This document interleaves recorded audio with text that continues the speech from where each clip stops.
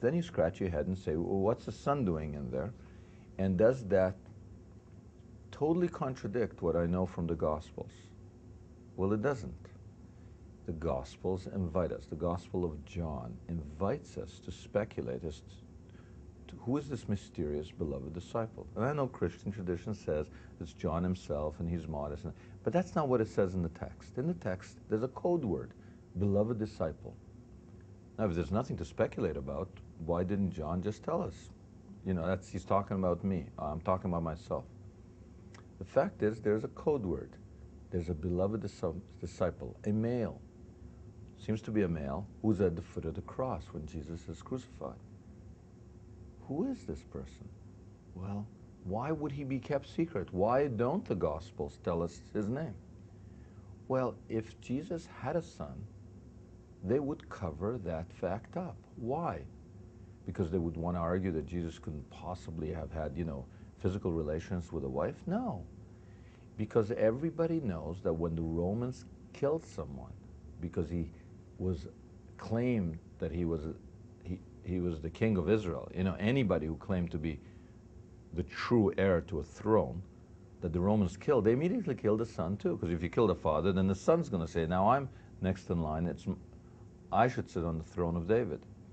Now we know that the Romans thought of Jesus as a threat because he claimed Davidic descent from King David. How do we know that? They put King of the Jews right on the cross. They mocked that. This is what happens to somebody who claims to be, we're running the show here, say the Romans. Anybody who claims to be the true ruler of Israel, descendant of the line of King David, this is what's going to happen to him. So the Gospels tell us they put a purple cape on him to mock him. They gave him a fake scepter to mock him.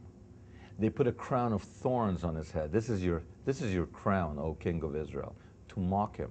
They wrote King of Israel on the cross to mock him. They're mocking the fact that he is of the Davidic lineage. So if there was a son, he would be next in line for crucifixion. We know that.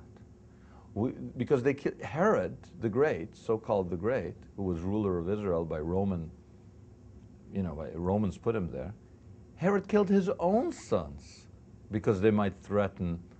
He was like a Roman puppet, and he was worried that his own sons may not be, and they may claim true descent for the throne of Israel through the mom, and he killed his own sons so that they shouldn't get the throne.